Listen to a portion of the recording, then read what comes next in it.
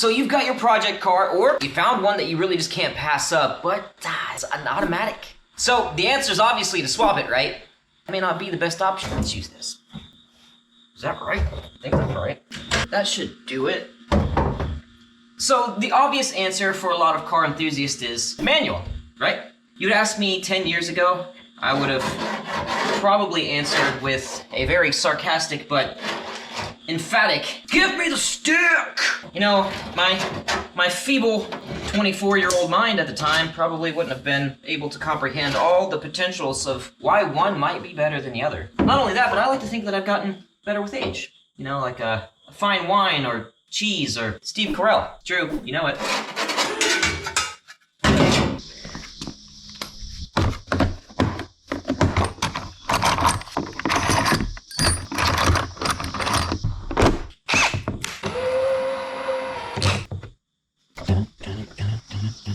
I'm getting way too old for this shit.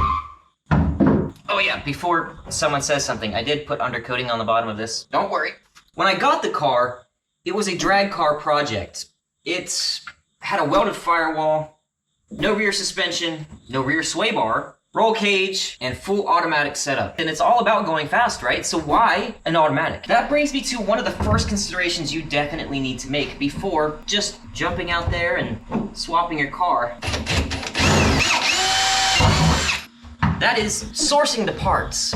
When I knew that I wanted to swap this car from the automatic that it came with to a 4-speed, I had to find all the stuff that I needed. The transmission, obviously. I needed a drive shaft because the automatic and manual drive shafts are different. I needed a clutch pedal. I needed a new brake pedal because they're a different size.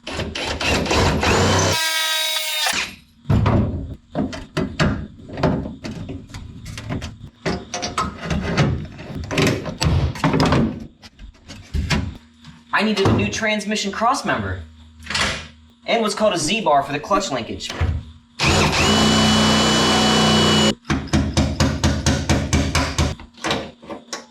Maybe that's not really a big deal for you, but you gotta consider the availability of those parts for the car that you're actually working with. Maybe they aren't very easy to find. Or maybe they're super expensive. Or, and if you're not doing an older car, which, let's face it, is a little bit easier, then you may have other things to contend with, like sensors and an ECU, and that's where things can get really, really tricky. You may actually find yourself not being able to even drive the car, or it going into limp mode, and you have to get your computer, ECU flashed, or replace it altogether. That adds to it. Not only that, you got a parking brake to think about. Do you have one? Does it work? You don't have park anymore. Can't find a hole. Shut up.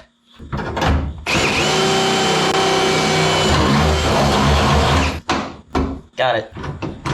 Even in these older cars though, the neutral safety switch and the wiring, while you may not have an ECU that gets in the way of having a good fun old time banging through those gears, you may not even be able to start your car. Okay. This transmission tunnel piece, 4-speed cars came with it, and it's different than that on automatic. And you have to cut out the tunnel, either weld it in or do what I'm doing here and just simply rivet it in. So after all this, why did I decide to go with a 4-speed car? It wasn't made just simply because it's what I wanted. I mean, it is what I wanted, but that's not it. Honestly, it's because I wanted the experience of driving the car, driving the entire car. For me, I have to use all of my senses and my full body to drive this car. It's a complete and total experience. I want this car to not be a daily driver. It's not going to go out and get groceries every day. It's not going to be what I rely on to haul something back and forth, or just to even get me from point A to point B with any kind of regularity. Instead, this is just a car that I'm building to kind of get away from all of that. It's to simply go, drive, and just experience something that's not the same old, same old. But again, the decision wasn't made lightly. Obviously, none of this is really gonna make any sense to you if you don't actually care to have those experiences. In that case, just get the car that you want. So here it is, all riveted in and shaped and conformed like it should be. Goes through the gears, no issues.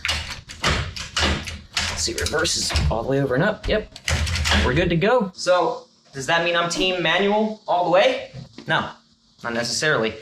I'm team purpose-built.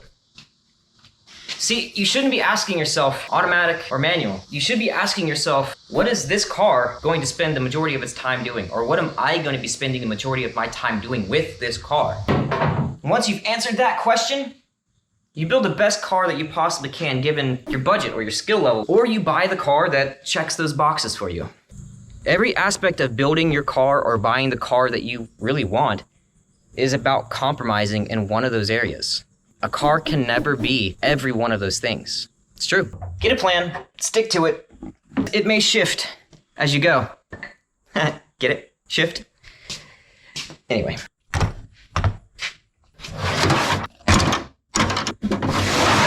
To give you a little bit of further insight as to why I did what I did with this car, I didn't keep it in automatic, which, let's face it, automatics can shift faster and way more consistently than we humans can. So that's why they're often used in drag racing.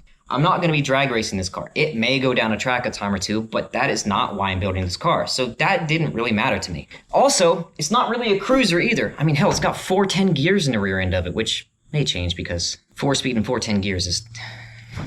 But automatics are really good if you're going to build a cruiser. You just set it and forget it. Why does it feel like I've heard that before?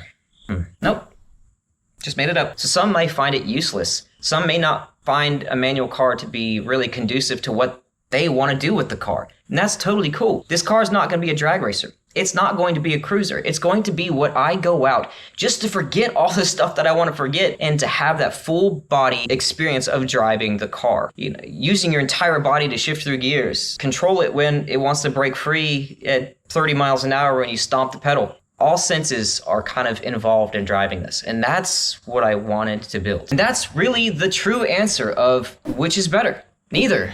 As anticlimactic as that may sound, you have to build a car specific to the purposes, understanding that there are going to be compromises along the build sometime, and you have to pick out what's most important to you. That's the truth. Send this to your friends so we can all argue about it in the comment section down below. Like the video if you like it, and I'd like to have you around, but if you think I've earned it, please consider subscribing to the channel. It really, really helps growing channels like me who are nobodies here on the YouTubes. Oh yeah, before I forget, we got one more thing to do.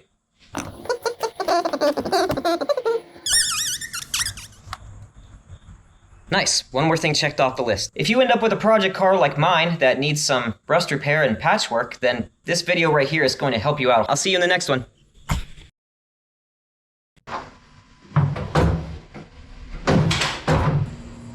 Huh? Automatics are for puppies.